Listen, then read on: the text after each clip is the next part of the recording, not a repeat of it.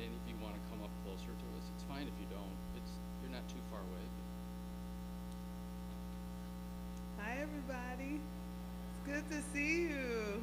How many of you were here last year? Okay, a couple of you. Oh, now I can't see you, but that's, I can feel your presence. Quite a few new students. Yeah. So freshmen or transfer or both? How many of you are freshmen? Raise your hand. Okay, cool, nice. And how many of you have transferred to the school? Okay. Okay, cool.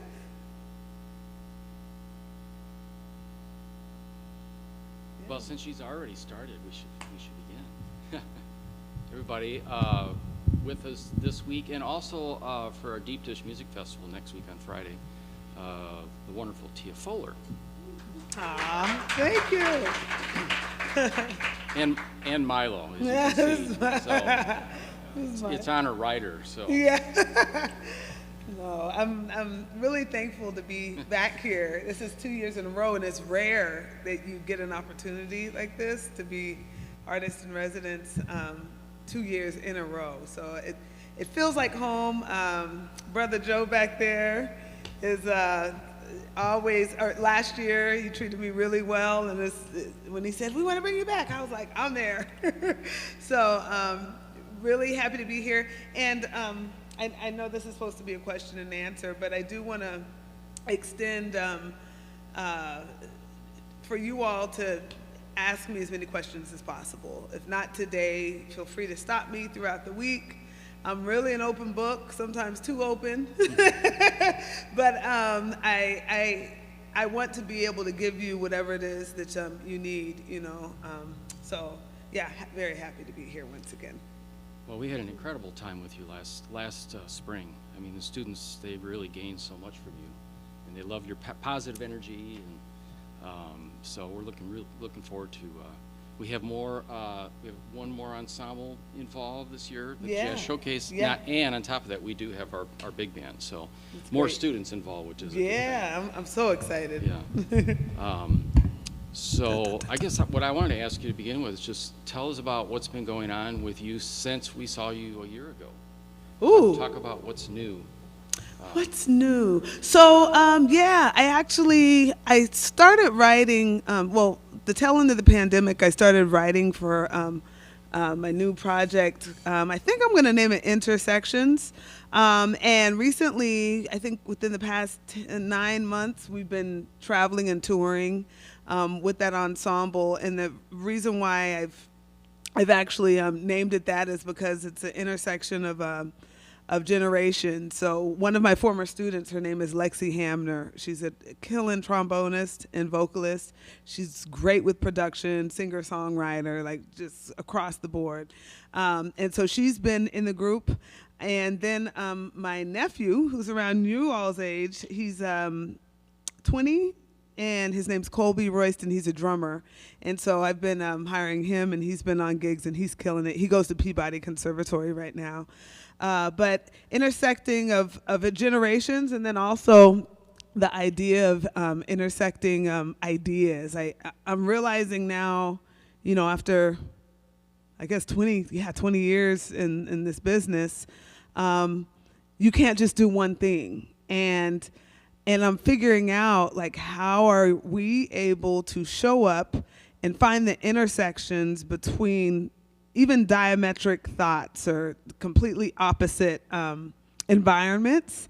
And I'm realizing the more that I do that, if I'm teaching, if I'm playing, if I'm being trying to be a good daughter with parents who, you know, are going to the hospital or sick, but really trying to find those intersections in my life so that when I show up, I'm not feeling as depleted, and I'm able to really maximize what I'm able to give. So that's generally musically what I've been doing. And then educationally, I've been doing a lot of master classes, which is really great.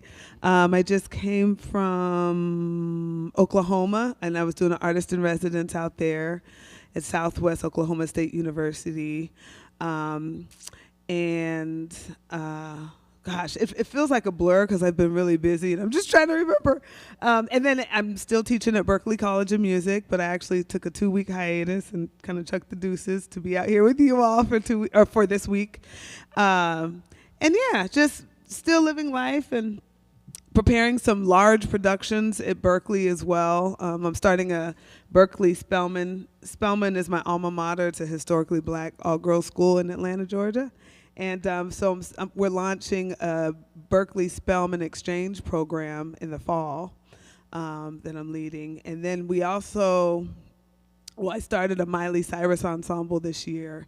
Every year I do like a big production. Last year was Beyonce's Homecoming, and it's like 70 students, dancers, video, choreography, band, horns, drumline. So this year we're doing Miley Cyrus ensemble. That's going to be April 14th and 15th. I actually tried to talk my students out of it. I was like, are you sure you want to do Miley Cyrus? Are you sure? You don't want to do another? Yeah. but I'm actually, her music is growing on me. So, yeah. Cool. I saw you in Orlando in January, and are you on the board of the Jazz Education Network? Yes. I'd be interested in hearing like what kind of things you've been doing as a board member with that organization. Yeah. So is everybody familiar with JEN? It's the Jazz Education Network. And there are conferences every year. This year, it was so beautiful. We were on this resort in Orlando, and I actually got a day at Disney World, which was fabulous. But regarding the board, so we come together, and a lot of it is talking about budgeting, about the conference, where we are with our budget, what we are able to do, fiscally each year. And then also artistically, what are our goals? What are new programs that we're implementing?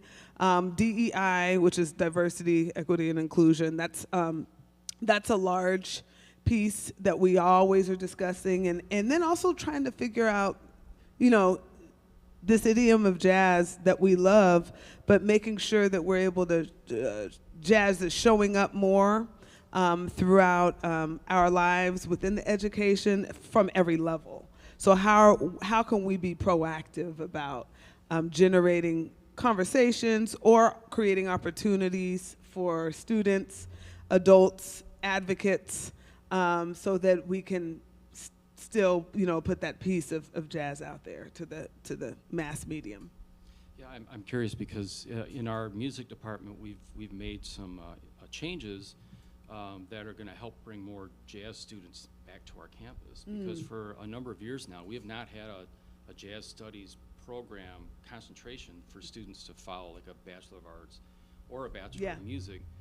A lot of the students would end up being involved in our contemporary urban and popular music Bachelor of Music program. So we just shifted, we got rid of the word urban and put the word jazz in there because we found that just students weren't finding us, Yeah. And so now it's like as we start to, try to attract people back to our campus that are jazz minded to begin with, we want to think of them as being contemporary musicians in the jazz and popular music worlds. So it's so cool to hear that you're doing a Miley Cyrus project at Berklee. Yeah. That's how we envision this department here. Yeah. And again, the whole idea of intersections, like really trying to find the common denominator, and not having that purist mindset of I'm only going to do this, but saying I can do this, and I can do this, and I can do this, and still stay true to everything. And that's something that I've seen like kind of play out in my life with the things that I've been blessed with and opportunities. It's like I've still been able to maintain, I guess, a sense of self and purpose through all the things that I love. I'm just not a jazz musician, but I love playing, but I'm also, like currently I'm actually practicing a classical piece. I haven't played classical in like 25 years. Oh my God. But I'm playing with this wind ensemble, and it's a piece written out in Kansas City, written by this guy, fabulous composer, Paul Rudy. But just really trying to find like, oh wow, sitting with that piece and sitting with these 13 pages that I'm really trying to shed, and how it's forcing me to access certain parts of okay, what is this? Okay, this is a minor 7 flat 5. Oh, okay, that's what that is. Okay, boom. So I can internalize the process so that I'm just not reading the music, but I'm actually, trying to access different parts of my, what I have experienced and what I know so that it becomes a part of me. But yeah, that whole idea of the abundance of the idea. Well, it's cool to hear that you're going to do this performance, with a wind ensemble, right? Yeah. Did you ever imagine that? I mean, was that on the list? Probably No. not. 'Cause No. I've always admired Branford Marsalis for his ability to have worked with, Sting Yeah. and all kinds of other, popular groups, but being, a New Orleans jazz musician from a jazz family. Yeah.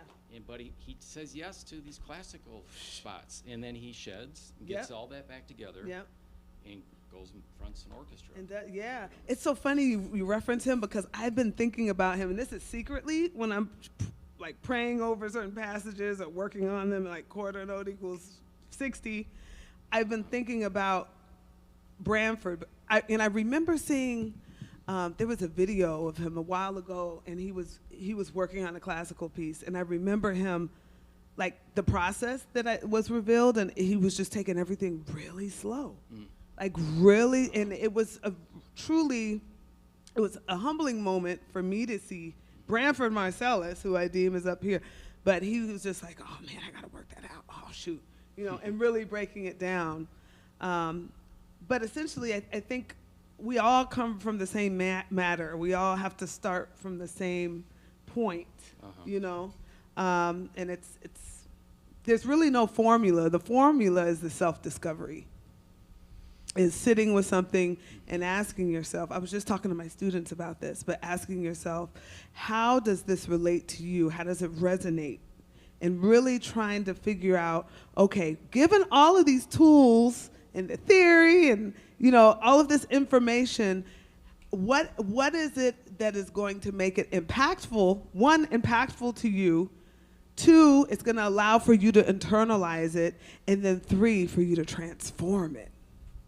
It's a different thing I have this whole process of conscious, subconscious, superconscious, like learning things on a on a conscious level, like really focusing, being intentional about thinking about what you're doing. It's almost like, how we all learn how to brush our teeth, right? Picking up, it's like, okay, here's a toothbrush, here's a toothpaste, and then you go in your mouth, right? That's the conscious. But then moving to the subconscious is like, okay, boop, boop, not even thinking about it, right? Subconscious, having a repository of information that's there and it's housed inside of you, it becomes innate and natural, right? But then to me, I guess this is what I'm talking about as far as transforming, is that's a super conscious as to what are you going to do with the information that you have and that you've been able to work, you put in the work for it to become a part of your subconscious, but now it's up to you to really transform it and get it out to the metaphysical, spiritual realm, so that even if you're playing Satin Doll for the 200th time, it's coming out of you, and how are you transforming it? Meanwhile, still paying homage to the roots of it. So that's a whole masterclass right there. Well, you're reminding me of all the great things that you were talking about a year ago here. That were so inspirational and so helpful to all of us who are practicing. We're all practicing musicians. Yeah. I just want to ask you, the wind ensemble piece, is it a new piece of music? It's new. So Okay, awesome. Yeah. Yeah, it's he wrote it specifically for me and for Bobby Watson. Awesome. Ironically enough, so it's like the whole thing, I think, is like 14 pages. And Bobby was supposed to play like the last 4 pages. We were supposed to share the suite. Okay. But he called me. He was like, Tia, I'm not doing this. I'm not playing this. There's too many notes. And he's like, I'm not doing all this. And does everybody know Bobby Watson? He's 70-something, so he could say that. Like, he's been out here. He's an OG. He's been on the stage. And he was like, I'm not playing this. I told him I'm not doing it. I don't want to put my energy toward this. That's not what I want to do right now. Yeah. And I was like, you know what? I want to get to that point in my career of just like, I remember Mulgrew Miller, same kind of mindset. We were in this rehearsal. Does everybody know Mulgrew Miller, piano player? Same kind of mindset. We were in a Sean Jones recording, and we were playing this tune called Mission Statement. I'll never forget. And it was all these hits and stuff. And Mulgrew Miller, he was kind of having a hard time, and he was like, wait. And then he stopped the recording session. He was like, y'all gonna have to pay me some more money. I was like, what? Oh, that's how OGs do it, And it's like, listen, you're not paying me enough to be struggling over this. But all that to say, yeah, I'm playing this piece, and now I have to play the whole thing. Oh, I see. So I'm like, and it's in 2 months, and I'm like, you got it. trying to figure out, week by week how many pages. But it's too bad the composer wouldn't just give Bobby some changes. Like the Stan Getz focus recording, Eddie Sauter, and just blow. Well, there are changes in the larger part of his suite. Yeah. It's mostly changes, but it's still. I see. There's still a little bit of technique, but it's not comparable to what I'm trying to work on in the first half. But either way, you have to honor Bobby. He's a master. It's like, okay, I got you, Bobby, and we'll try to work on it. Well, it's cool that this is new music, because we have a new music ensemble here in the department. It's mostly composition majors, and so the majority of the music that they perform, if not 100% these days, is music that all the students are writing. And the instrumentation of the ensemble is whatever it is in that particular moment. Yeah. So I mean, it can't. For me, that's the epitome of contemporary. Dealing with the moment. And that's it. What kind of music can we create together? Yeah.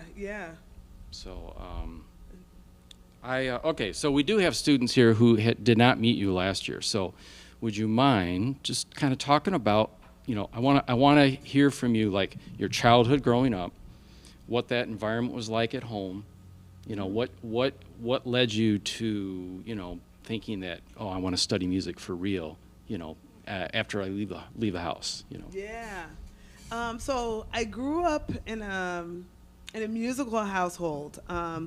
It was arts rich and also academically rich. Both of my parents, both of my parents are retired educators. Actually, we just lost my mom last year.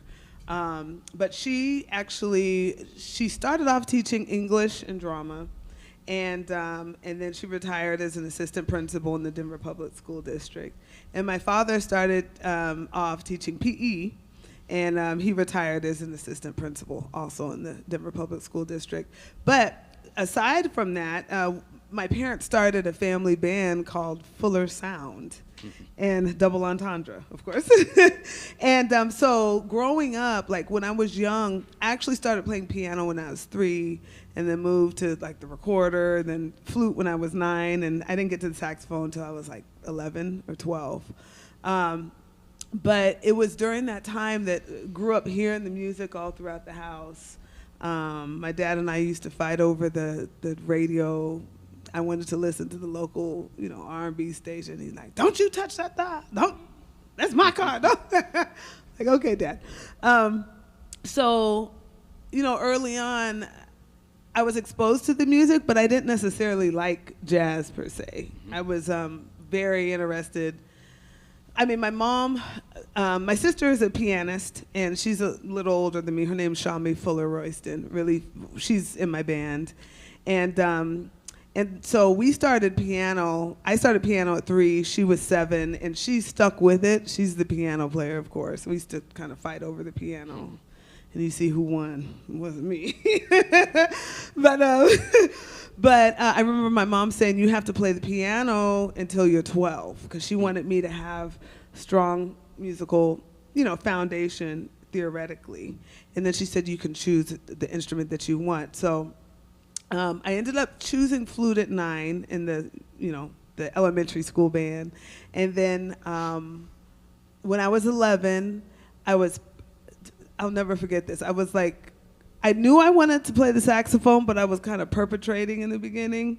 So, meaning that I was buying all this saxophone paraphernalia, like wearing these earrings and necklaces and, just like, I was playing the sax. And finally, I picked up the horn. My grandfather brought me a horn from his basement. And I remember the first time I blew into it. I was in the upper loft of our house, and just the sensation that I felt. it was like, oh, I am woman, hear me roar, oh, low B flat, And I was like, yes, because playing the flute prior to that, half your air is escaping, the other half, and it's beautiful, but it wasn't loud enough. So I remember the instant connection that I had with the instrument, but even then, it took me a while to like get to a practice regimen because I was doing a bunch of other stuff. So around 11, I started playing in middle school band, but then I was in this acting pool during that time.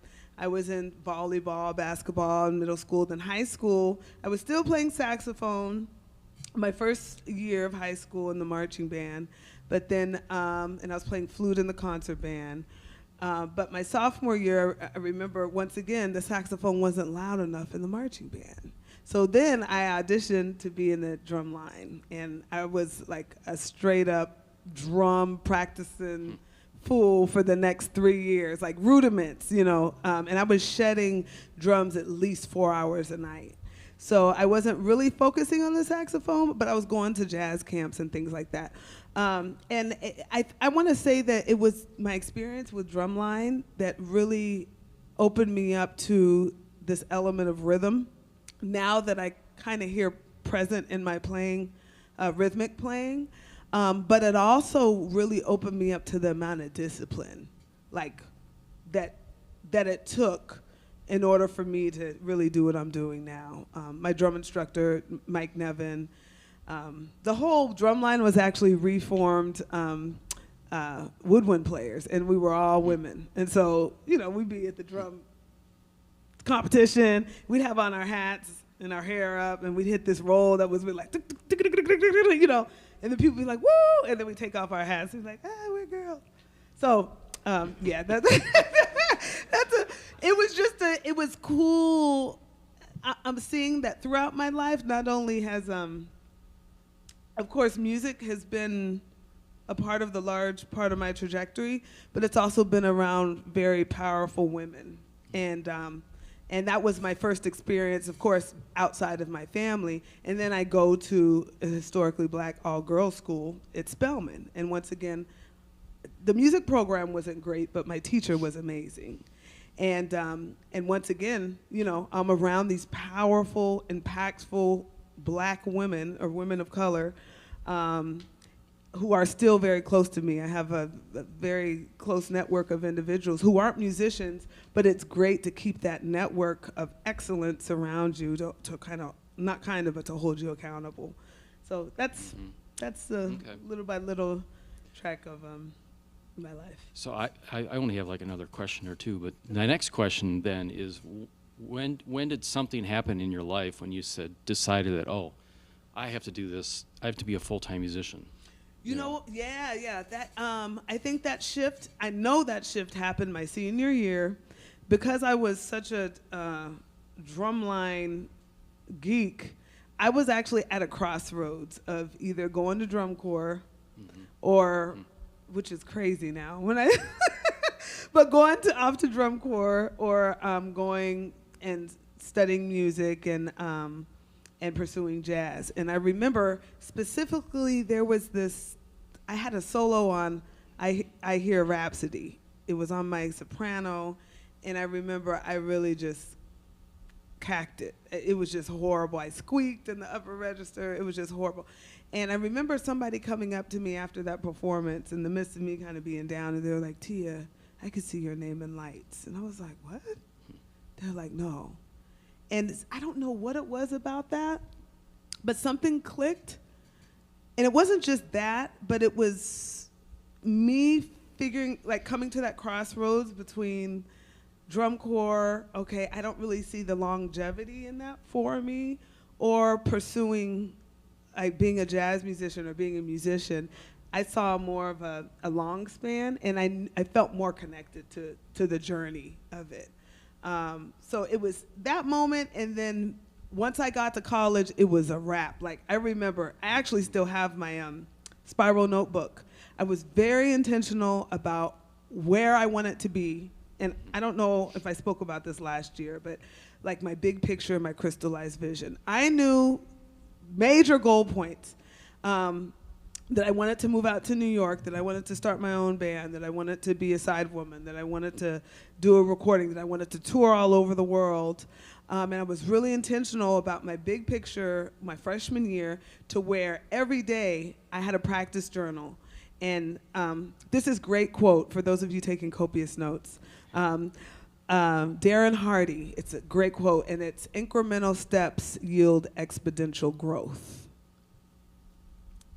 Incrementally. And I mean, I learned this quote a couple years ago, but now that I'm, now that I'm in retrospect, every day I had a big picture. Like every week, at the end of the week, I had a goal point that was attaching myself to the big picture. And I was like, okay, I'm gonna learn Charlie Parker solo. I'm gonna practice my major scales. I had those macro visions every week. But then day to day, Sunday night, I remember I would write in my spiral notebook, 7 a.m., pray. 8 a.m., go to the gym. 9 a.m., breakfast. 10 a.m., long tones. 11 a.m., theory class. 12 a.m., and I would map my entire day out every day of the week, 7 days a week. From like 7 a.m. until about 11 p.m. And what that did was, because there's the power of writing stuff down and visualization, and then it's power of accountability to self. So then when I went and I would check off the things that I accomplished, but the things that I didn't accomplish, it would transfer into the next day. So that it'd be like, okay, I missed this today, but I'm gonna hit it tomorrow. So that I'm still, incrementally attaching myself to the big vision. And it's funny because, again, I was just telling my students this, that the tools the things that you all are doing now, that you're cultivating, the practices that you're cultivating for yourself now, are the things that you're going to go back to 20, 30 years from now. So this time is so crucial. This classical piece, I'm having to go back 25, 30 years as to, okay, make sure that this is your tongue, da, da, da. I mean, that's just one example. But just know that this time, what you're cultivating now for yourself is going to be the longevity. The consistency of what you're doing throughout your life right now is going to breed the longevity throughout your life. And here's another quote. Consistency breeds longevity.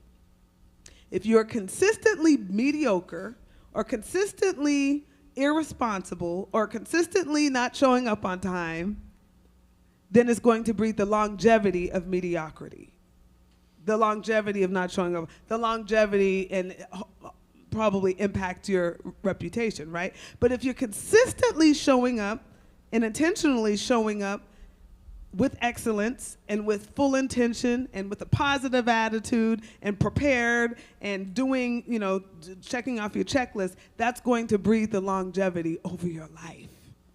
I'm telling y'all, this thing right here, like, I could break down into tears just thinking about it, because on every single level, it's like, what am I doing consistently? Now, we're not perfect, but over the macro of your life, the majority of your life, how are you showing up for yourself and others so that it breeds the longevity of the result?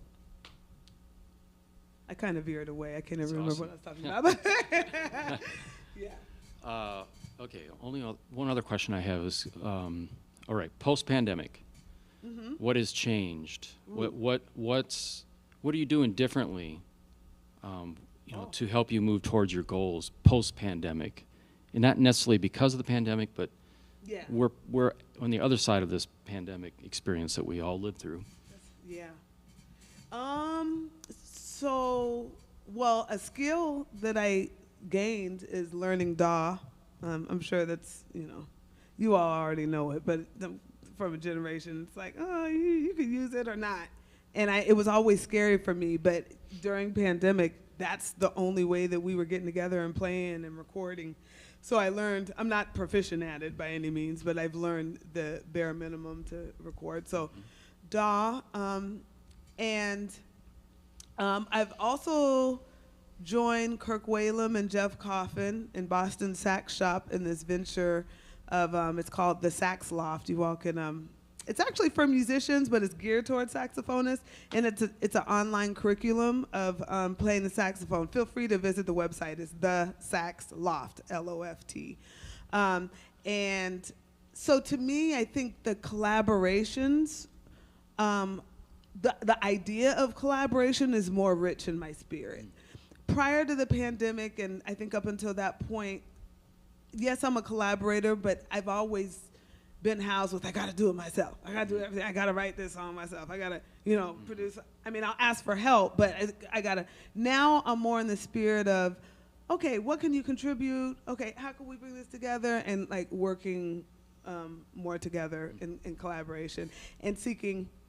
This whole idea of abundance is something that actually came to me during the pandemic too and beyond.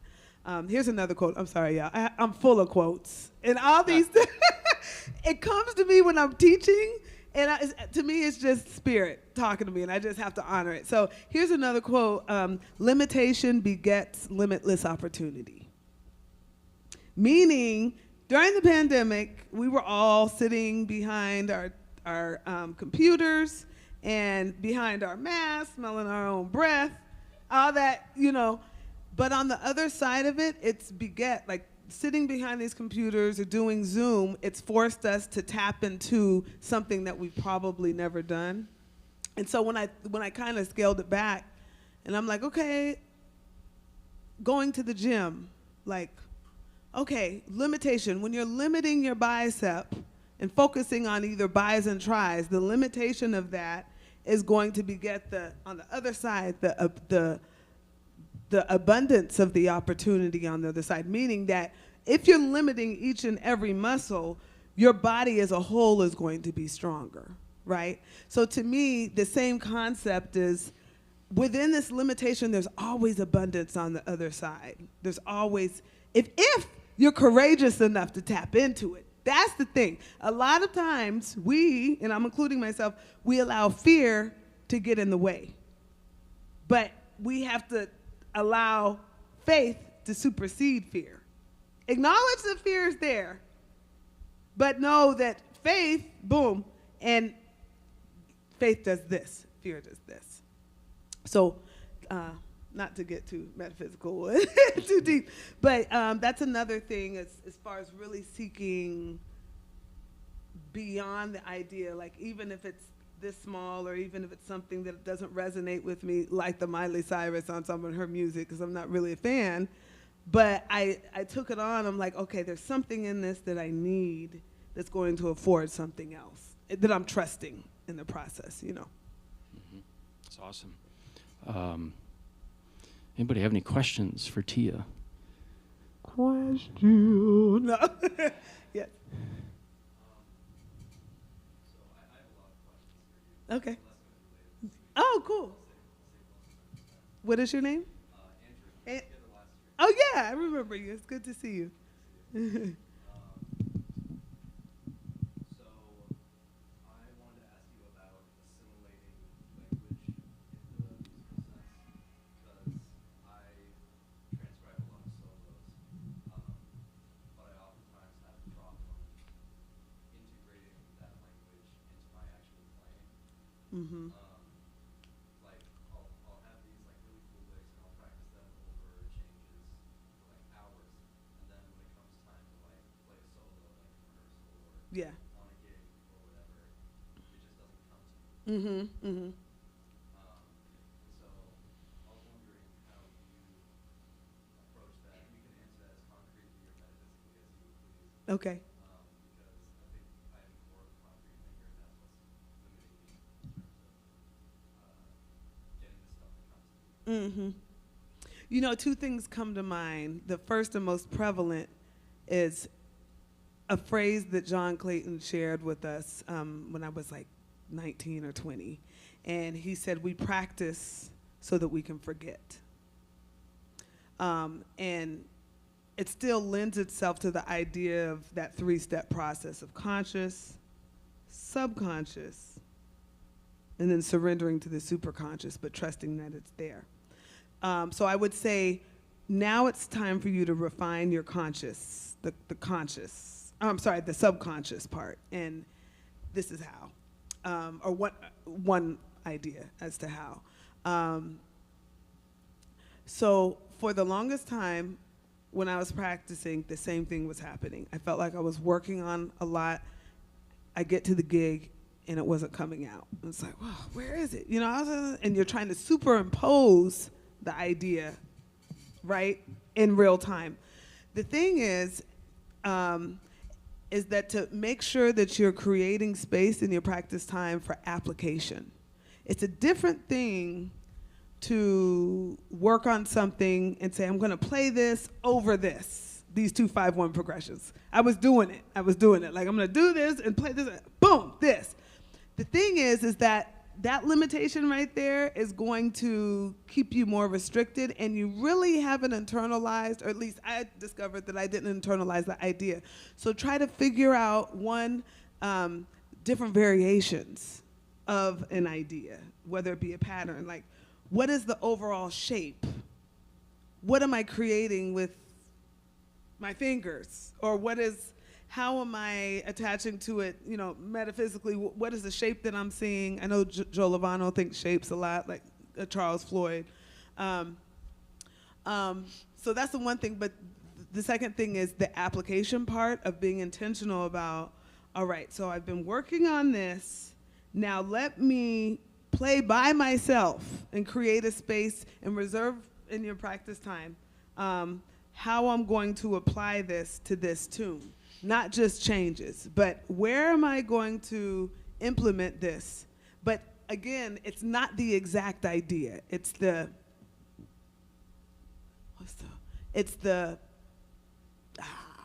the exact idea, but like the macro idea. Am I making sense? The gesture, it could be the exact idea, but there are also so many permutations of an idea, like iterations of it that you can discover. And one of the things I remember having a lesson when I was in grad school. Dave Pietro came in, and he was like, okay, you have this phrase, now I want you to flat the fifth. Actually, Greg Osby did this with me too. Okay, how is this gonna change the sound and the shape? If it does change the shape, but the idea, the prominence of the idea is still there. You know what I'm saying? But being intentional about creating those different variations and then the application of it just by yourself before you get out in real time, so that it becomes a part of the macro experience before everybody else is there. So then when you get on stage, you go for it and you reference it, and there's some semblance of it, you know, to where it's like, okay, there it is, I got it, and then you can go back and refine and start the process all over. Is that helpful? Okay, no, I feel the pain. That's what I have to do. Like, still, like, what? This is so disconnected. But it really becomes like a meditation and a metaphysical connection to the abundance of the idea, not the limitation, the abundance. There's so many options. Yeah, you could just, but what is that? Yeah, you can analyze it. Okay, I just went down in half step. That's not what I was trying to do, but I was trying to flat the fifth. Either way, there's so many different variations that you can access and be courageous enough to get to that part of it. Yeah. I have a question about your compositional process and how you go about creating more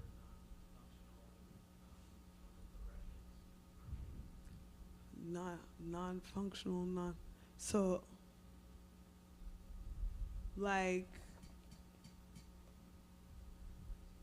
can you expound on the question just a little bit? Yeah, like, and a lot of your music is not just diatonic 2-5-1s, and you tend to stick with one chord for a while and transpose it, or there's a lot of different shapes and chords that you can Okay. move certain directions. Yeah. They're not always 5-1 Mm-hmm. relationships. And you're talking about in like the melodies, the harmonies of the song, or my improvisation? How you go about writing it. Okay, okay. Um, I'm generally like probably the most basic slate is from a writing standpoint, I'm writing what I'm hearing. Like, and I'm really trying to stay honest to the purity of what I'm hearing. And if I'm not really hearing anything, then I'll go to something else. Like, generally, I'll start from a bass line, but sometimes I'll start from the melody. Most times, I'm not gonna start with the harmony. To me, that's the house. Like, the bass line is the general scope, you know.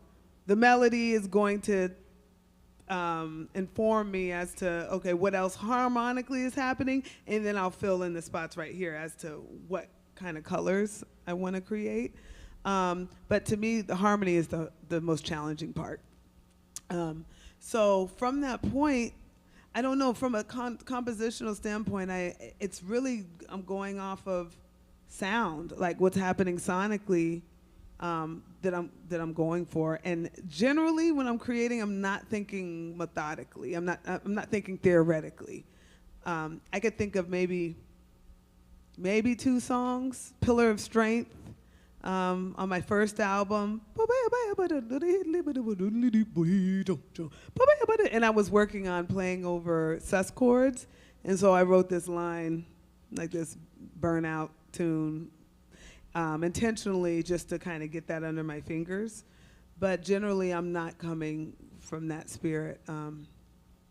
But as far as improvisationally, there are certain things that I do proactively in a solo that, like, I love playing stacking minor thirds. Do I have a lesson with you this week? Okay, no, okay. So stacking minor thirds on like a minor chord, especially if it's a vamp, I straight up love vamps, like straight up. So if it's like a D minor vamp, then I'll play an F minor on top of the D, and then I'll go to the flat 5. I'll play the A flat minor over the D, which is a little crunchy, but it's hip. And then, you know, I'll go even crunchier to like playing that B minor over the D. And then resolving, if it's like a 2-5-1 progression, resolving to the root. And it's like, but those are different tactics that I've worked on, and different, again though, it's really coming from sound, the sounds that I like and that I like to generate. These are great questions, by the way. Yeah, sorry. And I'll get you back there. When you're composing, you compose primarily on saxophone, piano, maybe you play bass, I don't know. I don't. Like what instrument what's your best combination? Usually saxophone and piano. Piano to get to the chords and to bring it all together. If I have an idea, you know, saxophone, but it's generally chord. The piano, which is slow. My piano is just not, yeah, it's not good. So it takes me months to write a tune generally because I'm hearing a lot of different things. And again, it's the harmony that kind of gets me up. But once I figure it out, it's there, you know. Yeah, you had a question, right?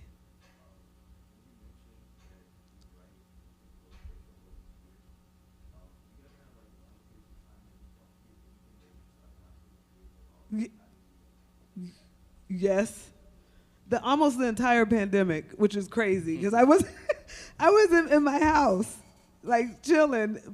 Yeah, I wasn't feeling motivated to practice. I was trying to figure out how to teach online. You know, I was tired.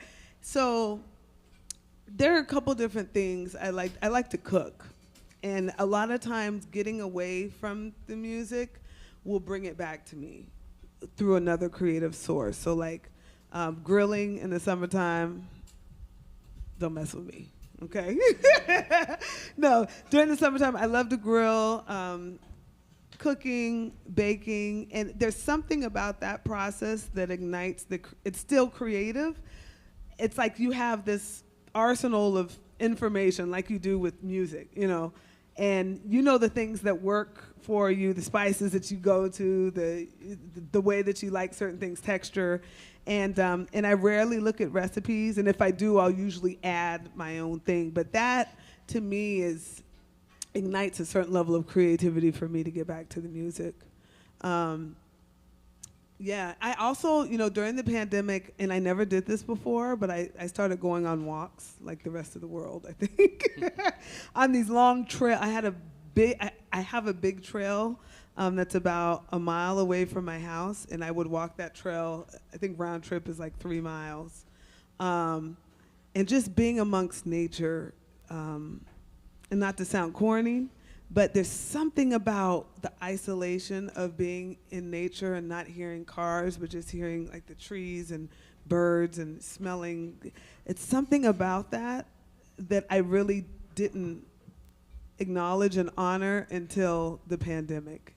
And I'm kind of embarrassed to say it because I grew up in Colorado and, we have nature everywhere, but I didn't really allow myself to take time and really delve into that. But to me, that was like, and it is like almost like a garbage disposal for my brain and my spirit of just like, just washing it through, so that when I'm on my walk back in the cars, I see the cars in the streets and I'm back into real life, it's like, okay, I'm actually cleansed and I'm inspired. Are you feeling uninspired?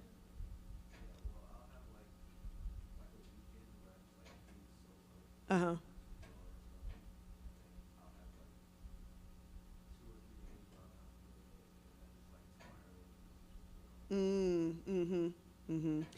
And I'm learning to embrace like time away, because I never used to do that before. I never would watch movies like at home on my couch. I'd always feel guilty. Like a series, forget about it. Like Netflix, I would never do that. But as of probably 5 or 6 years ago, I've taken the time away and I've been more intentional, especially if I'm home and I have a Sunday. I'm like, let me just do what I want to do. There's something about the replenishment of that. But, then you have to kind of counteract that spiral. So Monday hits and it's like, I don't feel like doing it, but it's reactivating and knowing what it is to just, okay, let me just do a little bit. And usually that little bit will turn into a little bit more, and a little bit more, and a little bit more. The hardest thing to me is picking up my saxophone, like taking it out of the case. So generally, I'll just leave it out on the stand. But still it's hard, because I'm like, oh, there it is. I got to get to it. Okay, boom, we're there, So if you can touch it every day outside of that space of replenishment, you can interrupt the spiral. Yeah. Yes. This might be like I mean, the answer for you may be different because I'm a vocalist, but I just wanted to know your experience and your journey with like breakthroughs in the industry kind of stuff. Because like I know you growing up, like you your family, like that's me too. Mm-hmm. Like 11 siblings, and like we Whoa. all have like our little praise and worship team from church. Okay. And we did that thing, and then now I'm here in college, like how you did. I want to know your experience and how it was like breakthroughs in the industry. Yeah. So post college, like moving to New York. So yeah, again, this big picture. I preach this all the time, like the crystallized vision, because I still function in that space of. So after college, I knew that I wanted to go to New York, all those things, and I took a year off. I went to grad school after undergrad. It was begrudgingly, because I was ready to just go to New York after undergrad, but I had the opportunity of getting my master's for free. And my mom was like, you better get that free master's. We paying for your undergrad Spelman taking out, you better. So took 2 years, got my master's. I was still playing a lot, and again, being intentional about my growth, practice schedule, when I was back in Colorado. And then I was playing a lot with the family band too. So I was getting experience of gigging a lot, but it was all local, which was cool. And then I took a year off after grad school. I saved up money, gigging, And then I moved out to New York or New Jersey, which is right across the street from the World Trade Center. I moved out there September the 9th, 2001. Exactly. So we all know what happened September the 11th. So again, my big picture was to be out in New York, start my own band, travel, blah, blah, blah. But all this happens. I end up staying out there because I felt like it was almost a sign for me to come back, but I ended up staying out there. And this is getting to your question. I was very intentional about being visible in the city. So not only did I move out there, I had heard so many horror stories about people moving out to New York, but not actually playing. They were like being a waitress, they needed to make money, and then they just kind of went this way. And so I knew that, of course, I was trying to make money. The first gig that I got actually was a fish fry in the basement of this church. And that gig opened me up to getting a weekly gig at a church. I remember how much they were paying, and they were paying $500. No, I'm sorry. They were paying $200 at the church, and then from that church, I got another gig. It was like this Def Comedy Jam. I was in the house band that paid $75 on Tuesday. I remember because I had all this written down, trying to pay my rent, right? And at the time, my rent was $500, which was a lot it was really a lot. So all of this to say that in the midst of all of that, I still had to do something that I didn't want to do. And I was actually a permanent sub in this Catholic school. And these kids were bad. I used to have nightmares. These high school kids, and I was teaching remedial reading, computer, like typing, and something else. But those kids they were really bad.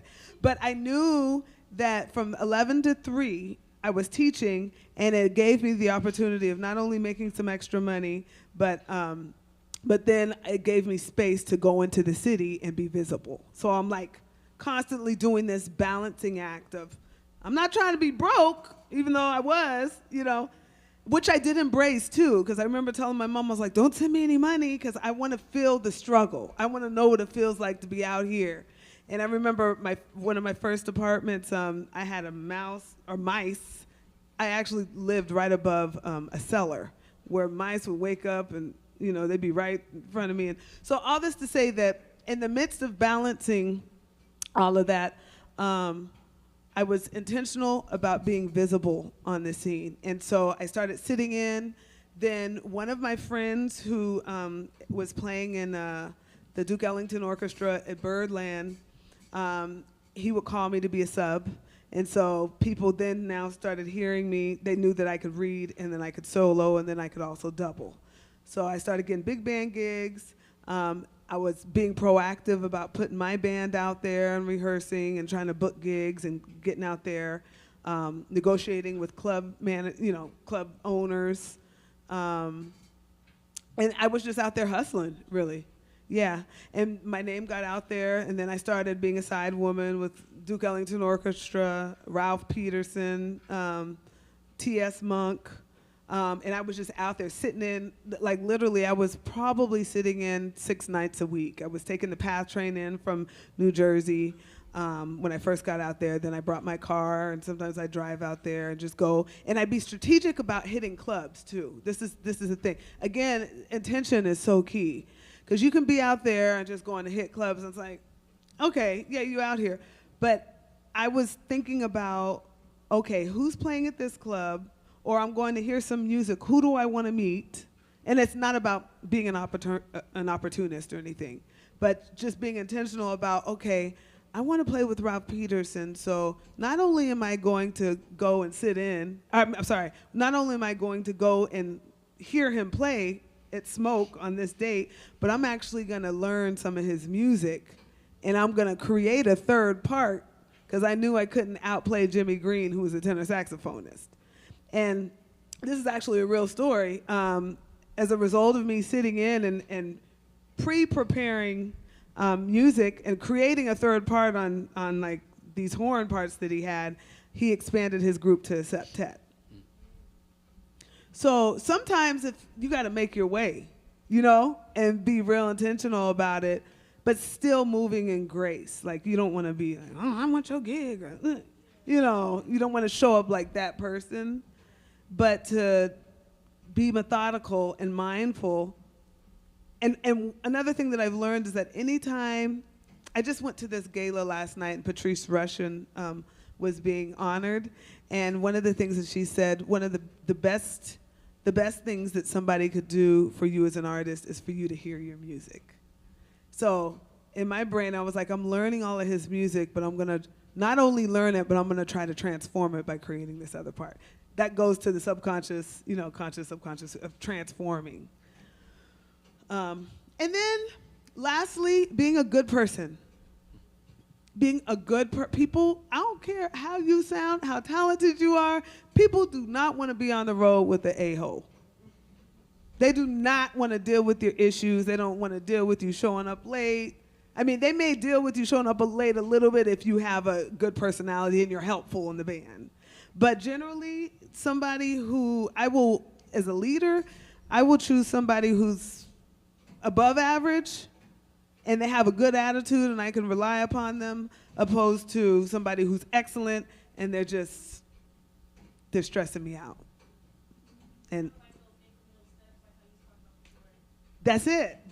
And again, it's how you're showing up day to day. Like I tell my students, I just had an issue. We had our Janet Jackson ensemble a couple weeks ago. And I had an issue with a couple of the students there who were kind of acting like divas.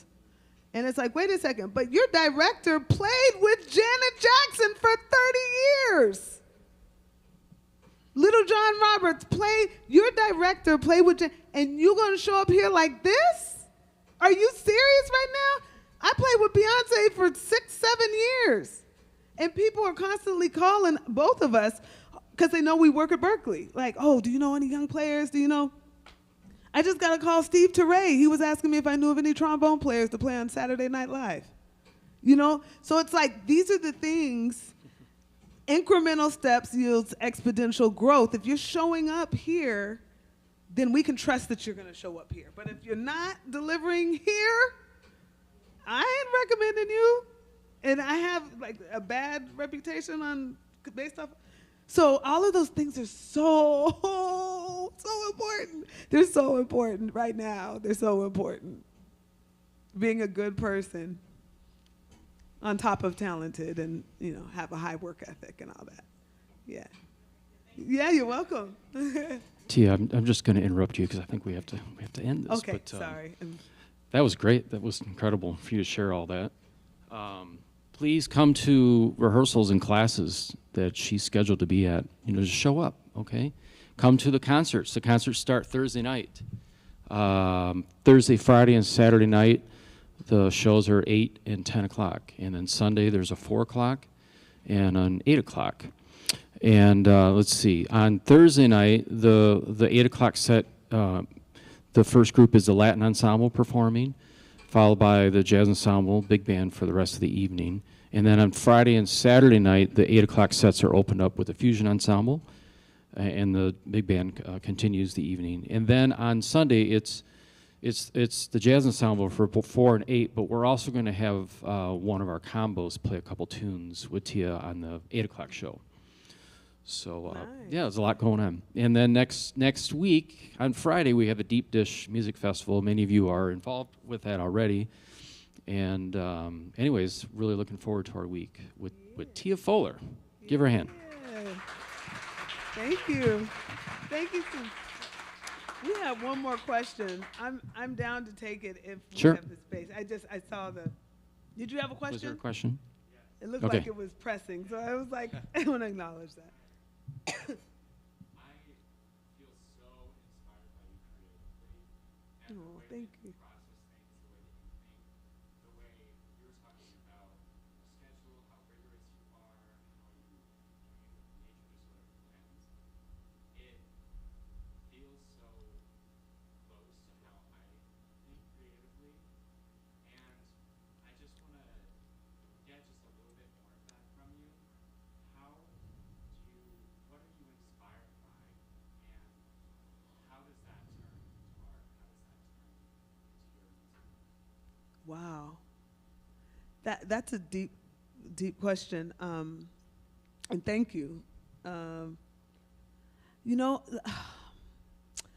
life, and again, not to sound cliche, but life truly inspires me. Like all of the different gradients of it, all of the pain, you know, some of the suffering, the joy, the love, the sadness, like all of that really informs my process. One thing that I do want to share is that anytime that I'm writing or playing, I'm generally, most importantly, trying to access spirit, whatever that feels like in that moment. And especially when I'm creating like compositionally, but even with ideas, like trying to put certain things together in my life and how I'm gonna attack certain things. If something comes to me and I feel like I'm almost about to cry, like it's like, I can't explain it, but it's like a surge of energy that moves through me and it's really emotional and it's like, that's it. But it's real quick. At that moment, I know I gotta go. It's almost like God talking to me and saying, you are walking in your purpose. Boom. And there's different iterations of that, how they manifest. But if I'm sitting with something and I'm going through something, but then I'm trying to create something else over here, and it's this dichotomous world of like beauty in the, but my life is crap, it's feeling like a hot mess. There's usually that intersecting point in there that it's like, and being able to acknowledge that part. But the thing is we all have to be courageous enough and be still enough to know when that happens, because it's just for a brief moment, you know, and to acknowledge it. Like, I remember I had this idea. I still have this idea. I want to, it's kind of random, but I want to do a Mercedes-Benz commercial. And I have the whole commercial in my brain, right? But it actually, this heightened idea to me came out of when my mom was in hospice last year. And it's so weird because, and I'm sorry for crying, but I remember I was in my house, in Colorado, my parents' house, in the bathroom, and this song came. Meanwhile, my mom is about to die. And I'm like, what is this? But the idea came, and it was like, whew, and it was almost like my mom gave it to me, you know? So I think the courage is important, and the faith is important, and patience. Knowing that the things that you do want to create, that it's not going to happen overnight. Like, this is an idea I had a year ago, and it hasn't come to pass, but I know that it will, and just keeping it, you know, in my foresight as to reaching toward. So hopefully that was helpful, but yeah, you're welcome. Do I have a lesson with you? Because we could go in. I would love to. Okay. Oh, wow. Okay. Well, thank you for the question. Yeah.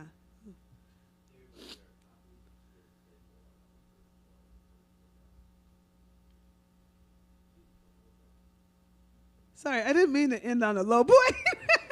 Yay, everybody be happy. No? But I look forward to talking with everyone.